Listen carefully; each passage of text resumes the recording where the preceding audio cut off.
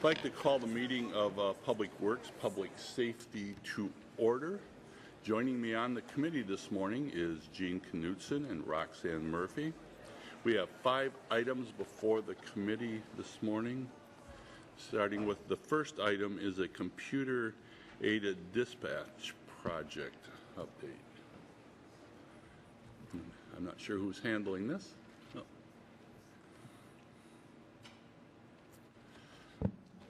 Good morning. My name is Greg Erickson. I'm the Deputy Director at the Whatcom 911 Center, and I just want to take a few minutes to update you on a major project occurring at our center. CAD, or our Computer-Aided Dispatch System, is one of our 3 major systems that we use every day in our center, along with the 911 phone system and our radios. CAD is probably the most used system that we have. It's the system by which we enter information from callers. It's the system by which we dispatch officers and firefighters, dispatch responders. And it's also a primary resource for us in providing officer safety, responder safety information, and geographic data to responders. So our CAD system that we currently have is 24 years old. Date myself a bit, but I was working as a dispatcher when we switched from pen and paper to our first and only CAD system 24 years ago. It was a big change for us. But it's a great tool, and it's been a very stable system for us. Unfortunately, it's virtually the same system that we got 24 years ago. It has not kept up with technology or with the needs of our center. So it's had a good run, but it's reached that time when we need to move on to a modern Windows-based system. This is an old COBOL system. So we began this research with the formation of a committee back in 2009. So our administrative board directed us to move forward, do the research. So after a number of years of research, testing, demos, looking at various CAD systems, we landed on Versaterm. After an RFP process and a scoring process that consistently put them at the top. Versaterm has a local presence at Seattle Police Department, Portland Regional Dispatch, where they dispatch their local law enforcement and fire and medical, and they dispatch law enforcement with Versaterm throughout British Columbia. So it has a local presence. A couple of the real benefits that we saw in this system. The key one was that it met the needs of both fire and law enforcement, which was a big challenge for us. Very different needs between law and fire. This system did the best job of meeting those needs for us. They have great customer support, was another big one for us. And they were the only vendor that provided an evergreen solution for us, meaning that through the annual maintenance fees, we are paying for future upgrades and updates. So we won't have to go and do this again in another 5 or 10 years and search for a new system. It'll be able to grow with us. So that's what brought us to Versaterm. Just 2 weeks ago at an admin board meeting, they unanimously approved us moving forward with this project. It's a $2.8 million project that is being paid for out of our reserves that we have been putting aside for this project for a number of years now. One is an undesignated reserve of unspent monies. The other is 911 tax dollar reserve. So the project will be fully funded through these reserves. We'll be working on implementing the system throughout the year with a go-live date set for near the end of March. So that's kind of the project in a nutshell. Any Gene? Just a quick question, maybe Brian, or maybe you can add. When will this come forward, or has it already been budgeted and they can spend the money? Is that what the program is? Yes, it's already been. Oh, okay. It is in our budget. Yes. Okay. Thank you. Yeah. Any other questions? Yeah, Michael. Thanks, Terry. One of the challenges introduced by technology a number of years ago is that cell phones didn't dial into 911. Is this any part of the solution, making cell phones part of the 911 system now, so they can be, located on the other end from the dispatcher? It's a piece of that. We're also in the process of upgrading our 911 phone system. That's set to go live this summer. So that's a big component of it. The CAD component of that is we have a much improved mapping system with this. So 911 callers, when they call in, their call will be plotted on the map. There's still a little ways to go with that technology. Not every cell phone is going to give us good caller location. Some older ones still provide just a cell tower location. But yeah, this is a component of it. Yeah. Did want to point out to the committee that this project has been talked about for a long time, and all the different agencies that have been involved have asked a lot of questions getting to the point of that meeting where it was finally approved. So there was a lot of thought that's went into it, a lot of questions about all aspects of this, and from having sat in on a lot of those conversations, I think this is going to be a great improvement to the system. But any other questions? Well, thank you for the report today and the update. Okay, our next item is to authorize the mayor to enter into an interlocal agreement between the City of Bellingham and Port of Bellingham regarding preparatory work for the Granary Avenue. Ted? Thank you. Good morning. Ted Carlson, Public Works Department, along with Freeman Anthony. This summer, the port will begin cleanup of what's known as the GP West site down at the old waterfront site, and Freeman's going to put up a map of that. That's a cleanup site that both the city and the port are involved in. The port is the lead, long time coming. We're now getting ready to go out to bid. It just happens to be in the area, and there's the map. The area surrounded in the yellow-black line, identified as the Pulp Tissue Mill Remediation Action Unit. We call it the GP West Cleanup. And you can see it's located in the vicinity that includes the granary building and the alignment of the Granary Laurel arterial section that we'll be building next year. So working with the port, we asked them if, as part of the cleanup process, some work could be done to help facilitate the Granary Laurel alignment, primarily the granary area up towards the upper right section. That's the alignment there. Some grading work could be done as part of their project that would help with our project. They were certainly very accommodating of that. What's before the council today is the interlocal agreement between the city and the port that would facilitate the city paying for the work, how the project would be inspected, how the project would be ultimately approved.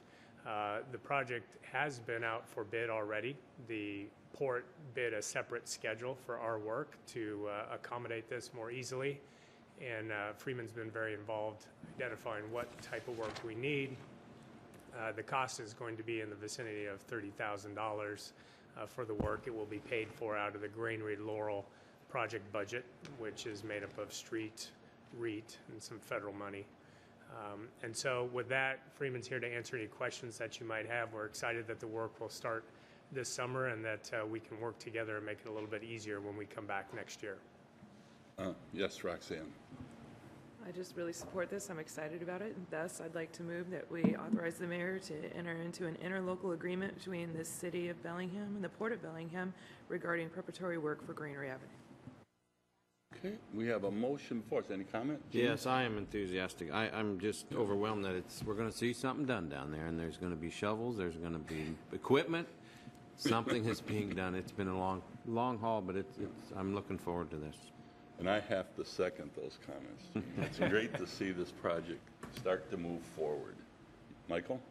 Again, Terry, thanks, because I'm on the committee, so I appreciate it. Right. When we talked about the waterfront, we talked about raising the general grade level up as it closest to the bluff, so we don't have quite as much of a drop-off, and then using that fill for good purposes in terms of being able to put infrastructure.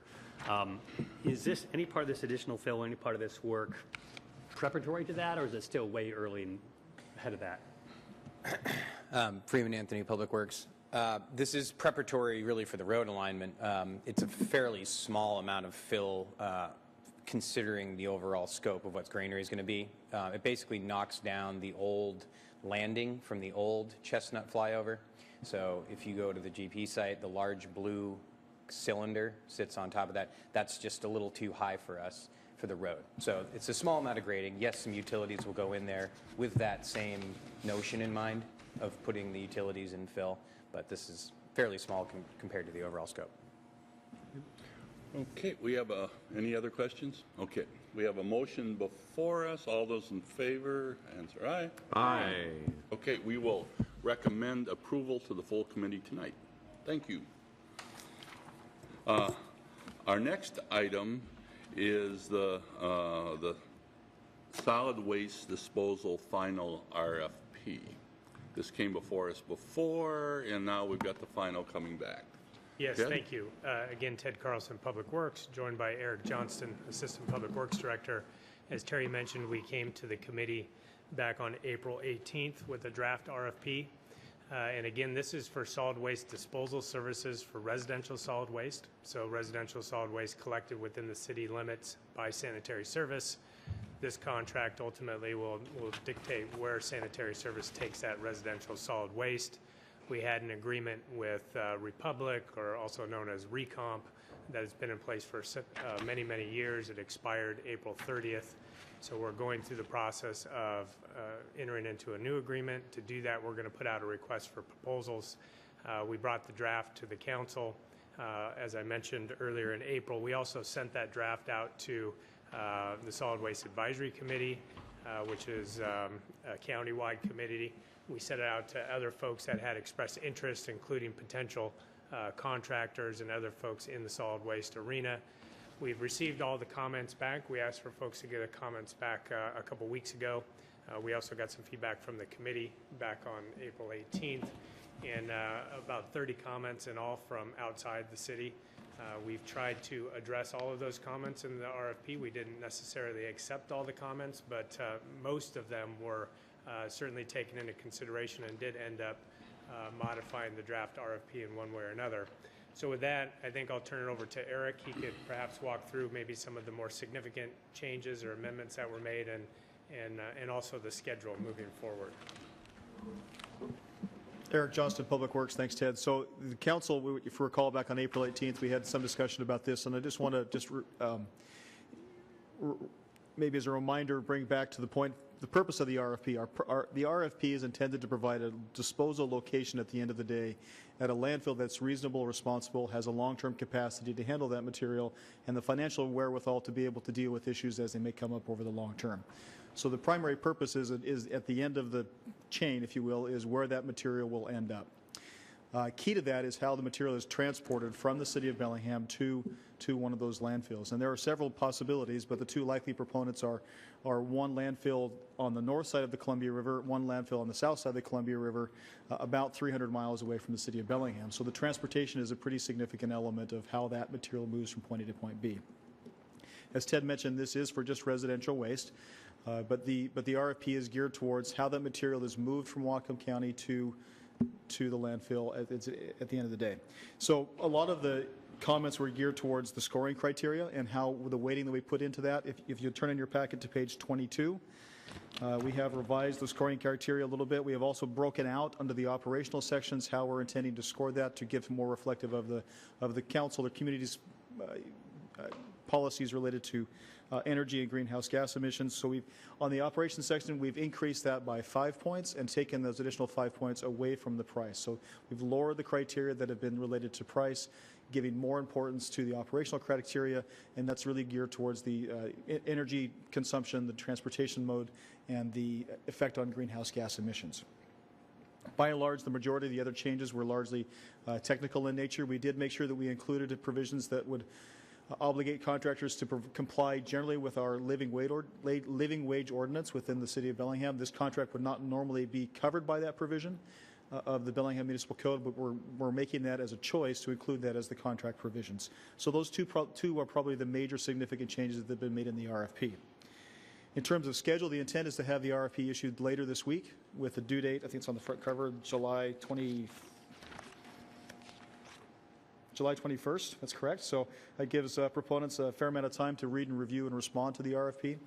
The intent is to be able to get those responses reviewed by a committee of staff members and be able to get a contract put in place for execution later this year and be ready to be put into effect by the 1st of February of next year. And we see no reason not to be able to meet that schedule. So if there are any questions, we'd be happy to answer questions along those lines. Gene? Just one real quick. How far out is this going, this RFP?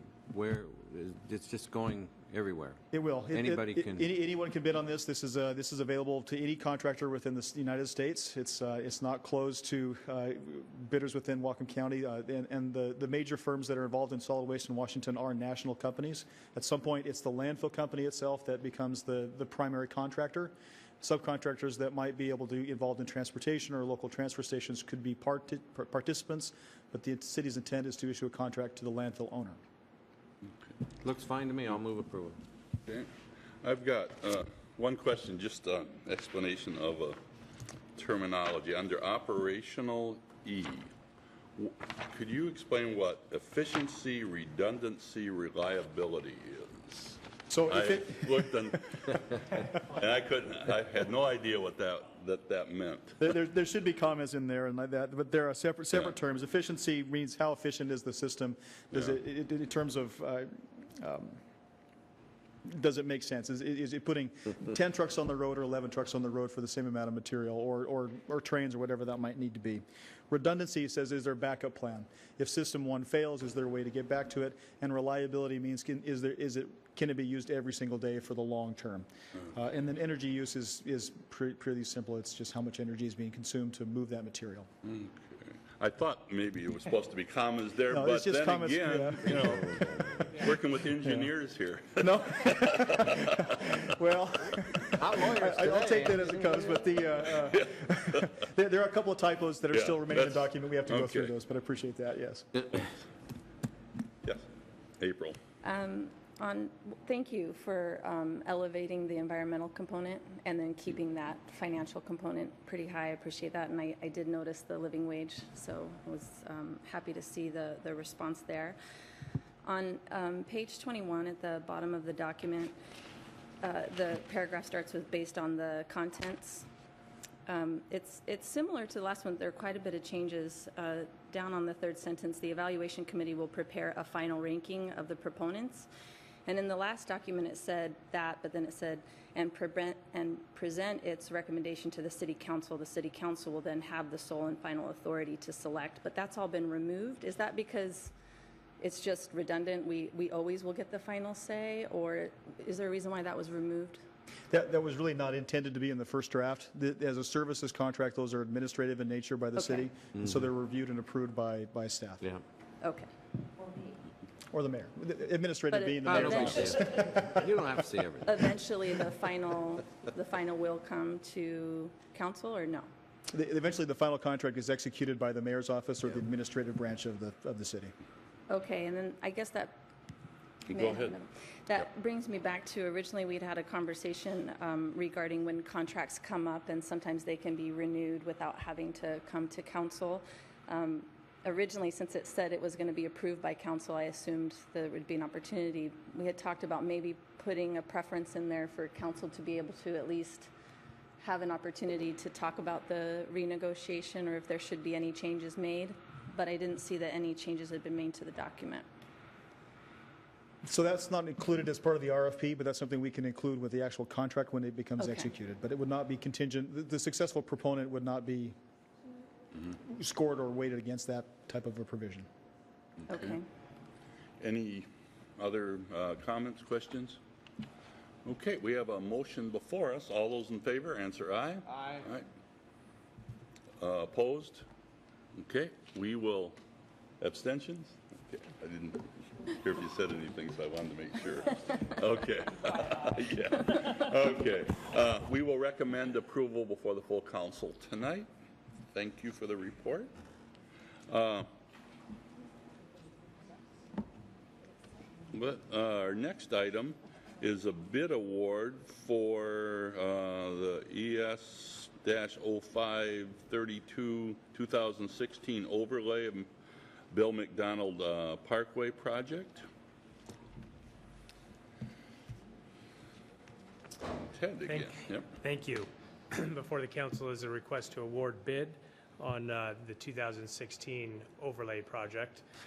Freeman is here. He's the project manager on this. We do have a locations map of the locations in your packet. Primarily, we're working on Bill McDonald Parkway and Billy Frank Jr. Easy to say. Yeah. We have somebody put that up on, I can tear mine off here if you want to. Somebody put it up on the screen. And you don't save those two? No. I used to. But not like Arnie and Louise. All right. I'll just go into this real quick. Freeman Anthony Public Works, the real meat and potatoes of the 2016 overlays, Bill McDonald Parkway from 21st up to College Way.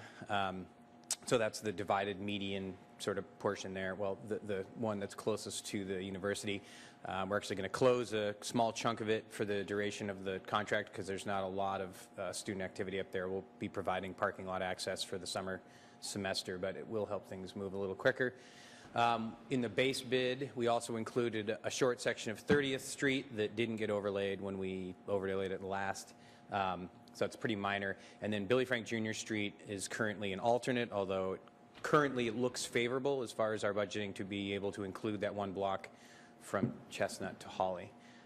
That didn't get done with the previous work up towards the university there. So that's not a huge project this year, but nice to at least get something like that out there. So staff's recommendation is to award to the lowest responsive and responsible bidder, which is Kohler-Kirchow Brothers Construction out of Blaine. Questions, comments? Yes. Roxanne. Well, I can remember how to say the name. I move that we award the bid to Kohler-Kirchow Brothers Construction for the overlay and Bill McDonald Parkway project. Any comments? Michael? So this is the portion that actually goes onto campus, or I'm trying to figure out where this is. It's the last section from 21st Street at that intersection right up to College Way, which is at the campus, where Okay, I'm just wondering, that's adjacent to the university-owned parking lots? That's right. that's correct. Okay, the entrances to those parking lots are also in really bad shape. Yeah. Is the university planning on working with us? That's very much on their radar. This year, they're paving a couple of their eastern parking lots, Okay. and they hope to get to those western ones to address that over the next year or two. I can't comment on exactly when they're going to do that, but it is very much on their radar to get It's those just that touched you up. got to off-road it sometimes to get in, and it would be nice if there wasn't gravel that got onto the nice road and eroded the road surface. So that's nice where the university is aware of this project. They are, yeah, Great. yeah. Yep. And I just want one comment. I do hope we are able to get to that section of Billy Frank, just so we complete that, because I know the residents and businesses along there would really like to see that. Yep. Any other comments? Seeing none, all those in favor of the motion, answer aye. Aye. Okay, we will recommend approval tonight. Thank you. And that we have one more item, and that's a work session regarding the Transportation Benefit District, the TBD, funding allocation in the 2017 through 2022 six-year Transportation Improvement Program, the TIP. Thank you. Take it away, Ted. So the Transportation Benefit District funding allocation certainly comes up every year as part of the six-year TIP. Since the creation of the TBD in 2010, the TBD revenue has been allocated equally between three projects: arterial resurfacing, non-motorized projects, and transit enhancements. It's been that way since the TBD was created. This year, the transit enhancement contract with WTA expires at the end of 2016. And it's my understanding from both the WTA board and what I understand council's desires to be that we're not going to be considering extending that contract anymore. That we would no longer be paying for transit enhancements moving past 2016. We've had quite a bit of discussion in the last couple of years about how to spend that 1/3 transit allocation, because there have been years where we haven't used the whole 1/3 on transit enhancements, on additional services. And in those years, we've used some of the TBD money for transit for capital projects. A couple come to mind. Last year, you'll recall, we funded partially the bus and pedestrian improvements on Bellis Fair Parkway. In the past, we funded a intersection improvement in Alabama and Woburn, both of which were capital projects, but they specifically helped transit, either in efficiency, staying on time, or safety. The WTA board has sent a letter to council, this was last year, and city staff, saying that they support the transition from enhanced contract services to capital projects that support transit, and that their recommendation would be that 1/3 of the TBD funding remain set aside for transit, but used to fund those types of capital projects. The mayor and I have talked quite a bit about this. Certainly, the administration supports transit. Absolutely, most of the non-motorized projects and many of the resurfacing projects we do benefit transit in one way or another. In fact, the overlay project that was before you just prior to this does include redoing some transit pullouts as part of our resurfacing. So many of the projects overlap anyway, especially non-motorized and resurfacing as it relates to transit. And moving forward, the administration would be in favor of a little bit more flexibility with how that TBD revenue is allocated. Specifically, our recommendation would be to split the TBD revenue between just two projects, the arterial resurfacing and non-motorized. We know we're deficient in our resurfacing. We know we haven't kept up with the needs in terms of repaving our arterial streets. And certainly there is a large backlog of non-motorized projects that came out of the pedestrian master plan, the bicycle master plan. And we believe that by addressing those two broader categories of projects, certainly there's going to be a benefit to transit. But rather than every year dedicating 1/3 to transit, this will give us a little bit more flexibility to meet whatever happens to be the highest priority of the year. It may be a transit-specific project. It may be a project that meets other pedestrian goals but doesn't have as specific of transit component. So it's really about being able to address whatever the highest priorities are that year, but within the two broader categories of arterial resurfacing and non-motorized. We took this to the Transportation Commission last week. They met last Tuesday and presented them with this idea. They were supportive of the shift to the two TIP projects, arterial resurfacing and non-motorized. They did pass a resolution. It wasn't in your packet. We didn't have time to get it signed and in the packet by the deadline, but it'll be in the packet for the 6-year TIP.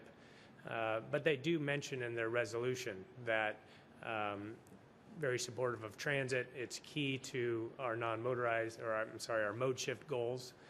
So we definitely recognize that as we have infill development, as the waterfront redevelops, as other things happen downtown and in our denser urban cores, there'll need to be capital projects that support transit. And what the TC recommended was it could be considered in the future, but for the moving forward, at this point, they supported the two projects, arterial resurfacing and non-motorized. So wanted to bring it to the committee and to the council prior to the hearing on the 6-year TIP, which will happen on June 6th. There is a process laid out for changing the projects that are funded by the TBD. The creating ordinance back in 2010 was very specific, and this is a requirement of transportation benefit districts as laid out in state law, that you must identify the projects that will be funded with the TBD. And at the time, the 3 projects were identified. But the TBD board at the time also adopted what's called a material change resolution, and that's also a requirement of the RCW that says if you're going to change the projects that are funded by TBD, you must go through a public process, including a public hearing, allow public comment on the change of projects, all spelled out in our material change policy. And I think the reason that's in the RCWs is because you're adopting a 10-year funding program, and it's very difficult to not have to change that program over 10 years, and they wanted to allow a process to do that. So what the administration is proposing is that we would come forward to the council on June 6th. It'll be a busy night because it's also the night of your public hearing for the comp plan. But we would have a public hearing as part of that material change policy for the Transportation Benefit District and present the recommendation from staff to fund only the two projects, arterial resurfacing and non-motorized.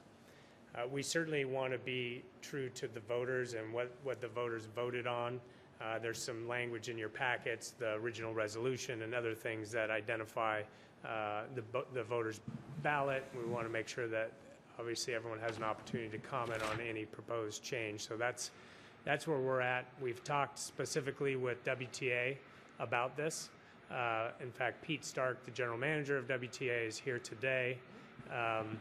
And I know it's not your standard practice, but Pete has asked to a couple minutes to speak to the committee today, if you're okay with that. So that's where we're at. I don't know, Mayor, if you have anything else. I can wait, so Okay. I do have a couple other things, but I'll wait. Okay. Committee, is it okay with? Sure. Yeah. So Pete?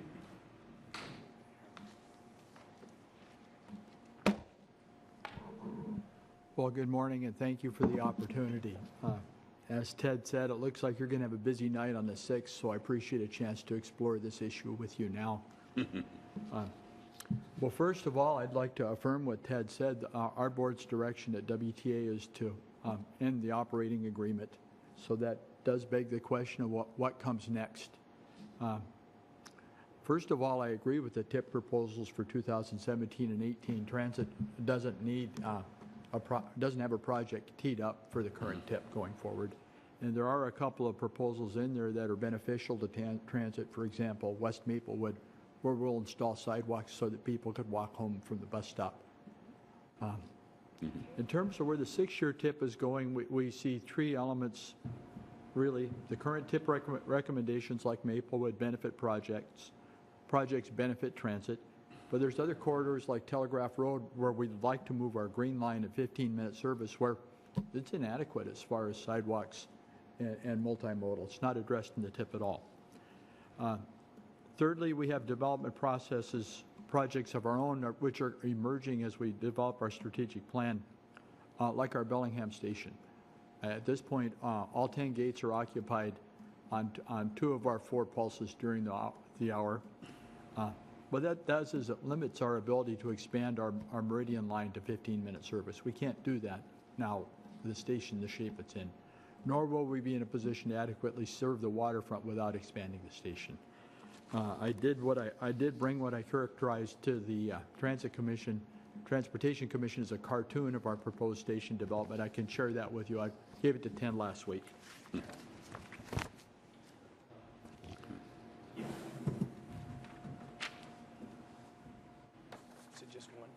Yeah, just the one. That's beautiful.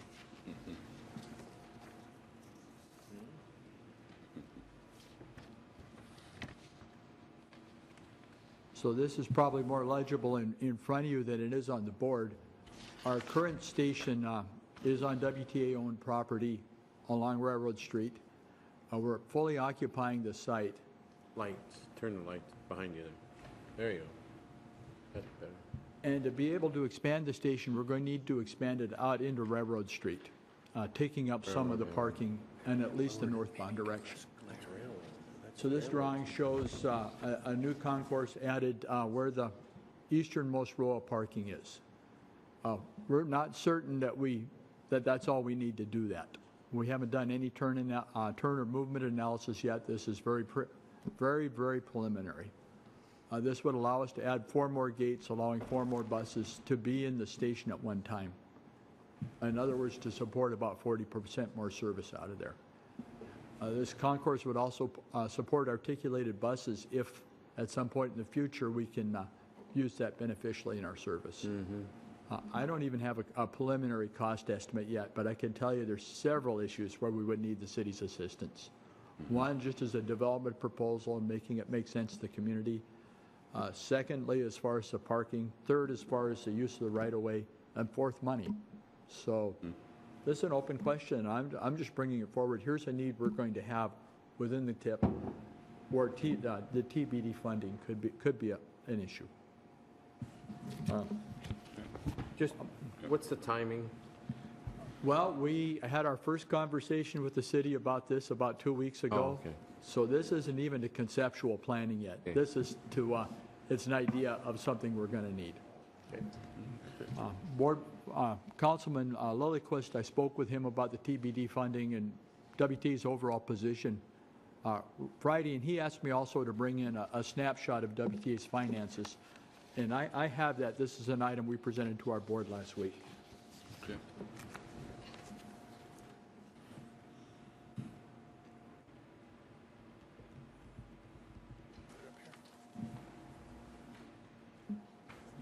So what this chart does is it shows our cash reserves and projected cash balances over the next several years. The blue line represents our position with the TBD contract subsidy eliminated in our current state. So you can see our finances have recovered to the point where we don't need the TBD funding for the services we currently provide. We took to our board a preliminary proposal to expand our services by about $1 million a year. That represents the green line. And then after further discussion, we decided to expand our services about $1.5 million a year. That represents the orange line. The bottom line is our level of mandated reserves. So you can see we can operate for the foreseeable future with about a 10% service expansion. That's our proposal in terms of service. Under this proposal, we're fully replacing our fleet, maintaining in a steady state. Now, the expansion of the station has not been factored into this. And so that is going to be the next step. But you can see we could eat up most of these reserves expanding the station, and that's why I'm looking for partners. So at this point, I think the recommendation to lock this into 50-50 is premature, that we still have some good discussion ahead of us on this. I do want to say that Ted and his team and the mayor are tremendous partners in developing the network and the overall program. We simply have a little discussion about money, not about our partnership.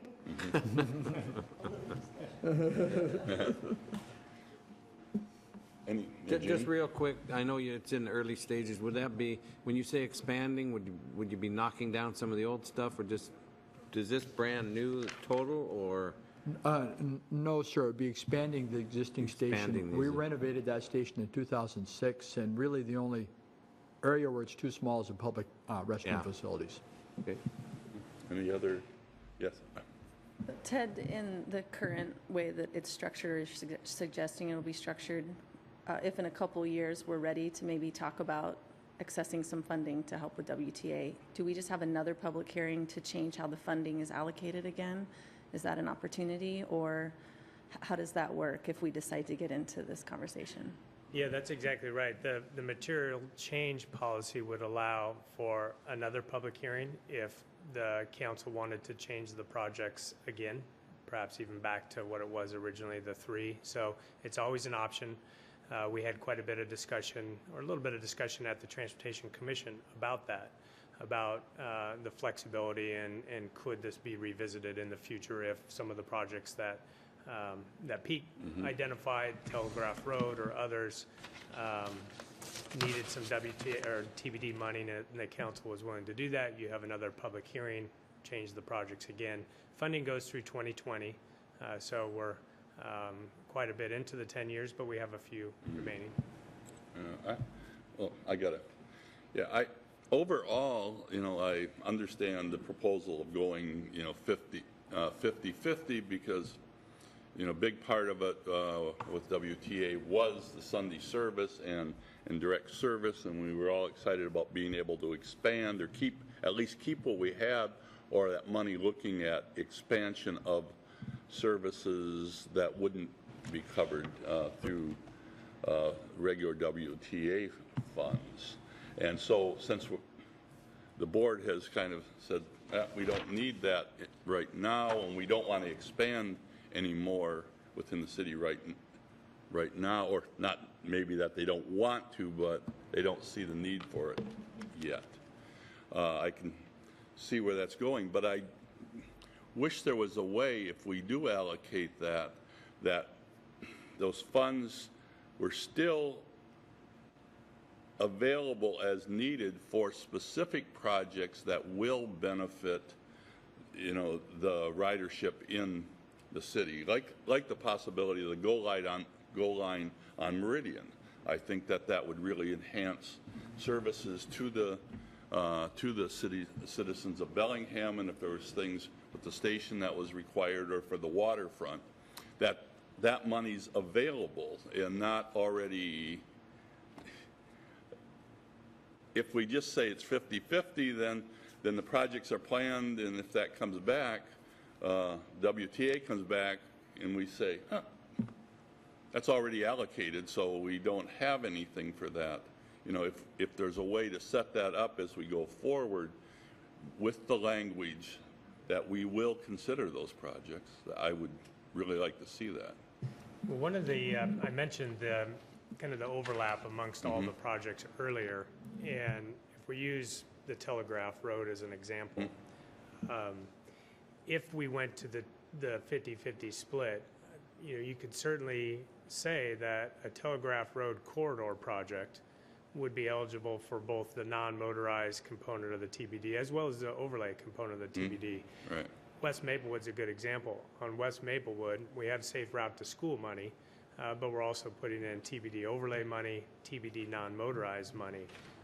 So I think with most of the capital projects that benefit transit, whether it's bus pullouts or pedestrian facilities to get people, make access to transit easier, or even a corridor like Telegraph, as we go through the budget process and we identify which specific projects will be funded out of those broader categories of funding, arterial resurfacing, non-motorized projects, we could certainly address many of transit's needs, even with the 50-50 split. I think certainly the one exception to that would probably be something more specific like the downtown station, where I think it would be difficult to argue, you know, non-motorized specifically on that. Although you could certainly look at some of the facilities to get folks to the transit facility. So I think with the exception of that one project, some of the flexibility, Terry, that you'd like to see in it would still remain, and the decisions would be made through the budget process, where the council, Transportation Commission would make recommendation to the council on which specific projects in each of the two categories would be funded in the following biennium. Okay. Michael? Thanks, Terry. I had I think, pretty similar thoughts as Terry. I don't want to close the door a little bit too much on transit. First, I want to say I'm really glad that TBD is no longer going to be supporting the operations of WTA. I think it's a nice, cleaner separation. But I also want to keep the city's ability to fund infrastructure projects which support transit. We do infrastructure, that's our bailiwick, and I want to keep it that way. So I want to introduce some other possibilities we might consider. Instead of going to 1/2, what if we adopt another formula which reduces transit in the short term but doesn't zero it out? Another possibility is we could add perhaps descriptive language to the other two projects. So we could specifically call out that transit benefits would be factored into overlay, that transit benefits would be factored into our non-motorized choices. And that would sort of honor the original ballot language by keeping a transit component, but say that explicitly what you were saying, Ted, is that these programs sometimes can benefit transit. Maybe we could potentially modify the project language to call that out, to say that will be a definite consideration, because that then keeps the original ballot language and intent alive, you know, in writing, rather than just sort of informally, you know, acknowledged. So I'd like that maybe to be considered as well. A quick question relating to Michael's comments. We're going to have I'm assuming one of the things we're going to do is set up a public hearing for this, because that's would be a requirement. After the public hearing, after we hear the weigh-in from the public, that it will come back to the council, is that correct? And we will make, you know, if there are changes, if things we hear from the public and comments here, we would make those amendments to whatever the plan is. Yeah, so what we envision the plan to be would be a public hearing on the 6th for both the TBD, material change policy, and the 6-year TIP, both of which would come back to the council at your second meeting in June, which I believe is the 20th. The TIP needs to be adopted by the end of June, and so we would ask for a final decision at that time on both, on the final TIP and on the funding allocation. The draft TIP that you're going to be seeing and that's going to be presented at the public hearing makes the 50-50 split, recognizing that it's entirely dependent on council's decision, and that if council decided to do something else, then the TIP would need to reflect council's desires. Okay. April. Oh, Matt? Well, I was just going to add to that, Matt Stamps from Legal. So state law would require a finding from council that the change is in the public interest. Probably the simplest way to do that would be to just pass a resolution. Okay. April? Yeah, this might be better for Chris. Is currently in the ranking of the prioritization for the non-motorized and the paving projects, is transit, is it weighed in there? Like if this is going to be beneficial to transit?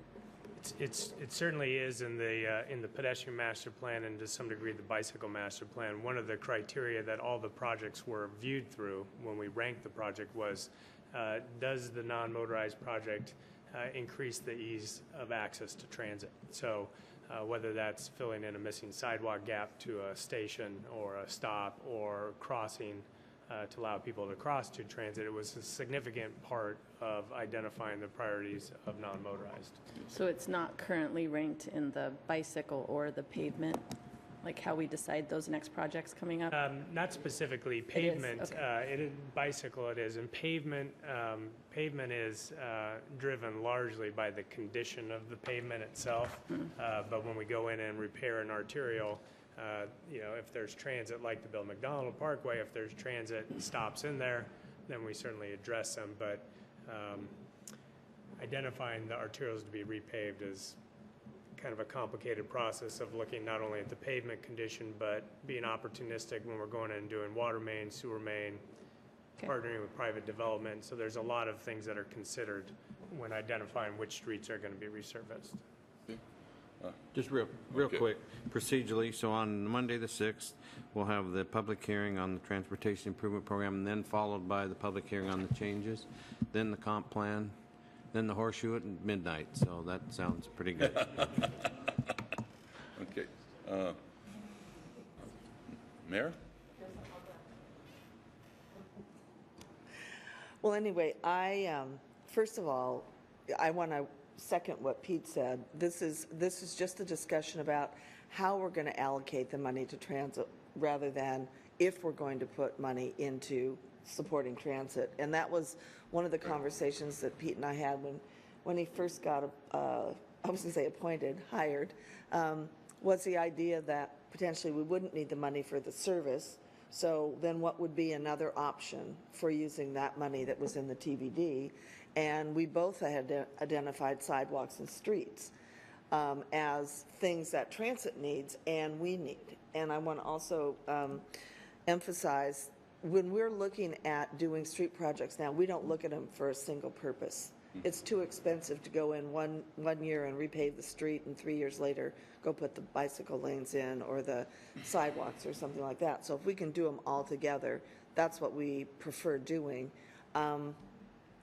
I think the issue is the capital projects, and I'm sure that we can write something that says as you review the TIP or as we review the budget, and WTA has brought up a capital project that's going to benefit the city, that we have a way to accommodate that. And I think that's, I appreciate and support what Michael was saying about that.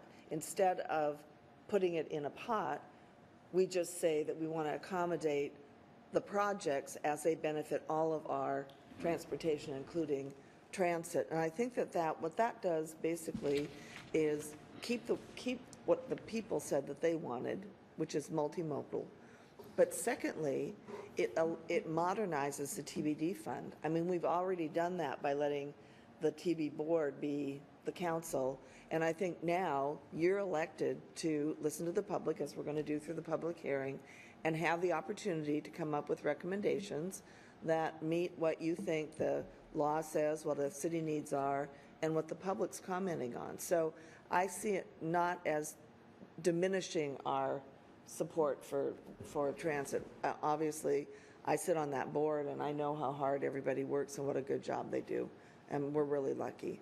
So that is not the point at all. So the point is, how do we modernize the fund to be able to be used for all the priorities we have, including transit?